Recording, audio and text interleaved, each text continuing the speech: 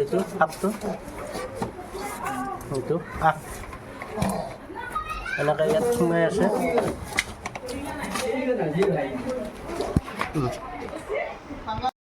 ৰাতিপুৱা দেখা পাইছিলে গেষ্টমূলৰ কাষত ওলাই আছে।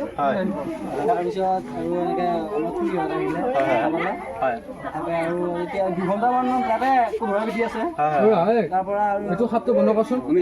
ঠিক আছে বাৰু, একো নাই। এইটো বিষাক্ত সাপ নহয়, অবিষাক্ত সাপ। ভয় কৰিব লগা দৰকাৰ নাই। এইটো মানে ফুটালে কোনো বিষ নালাগে, কিন্তু মানে নিগনি চিগনি কিবা খাবৰ কাৰণে মানে আহে আৰু। ঠিক আছে বাৰু, আমি লৈ যাওঁ। আৰু নিগনি চিগনি খাব আহে। এইটো বিষাক্ত নহয় বাৰু, ভয় কৰিব লগা নহয়, ভয় কৰিব লগা নহয়। একো ভয় কৰিব, এইটো বিষাক্ত নহয়।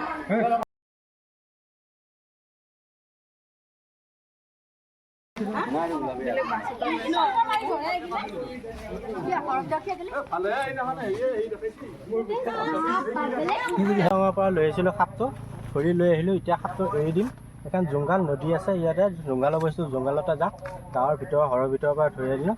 ঠিক আছে, সাপটো এৰি দিছোঁ আমি। এয়া যা যা যা যা।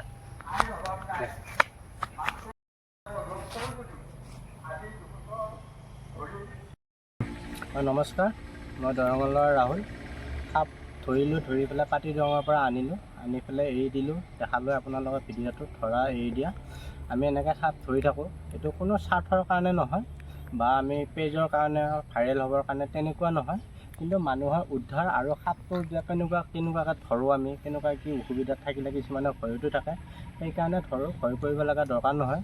আৰু পাৰিলে আমাৰ ভিডিঅ'টো চাই লাইক কমেণ্ট শ্বেয়াৰ কৰি দিব। ভাল ভাল কমেণ্ট কৰি দিব, ভাল লাগিব।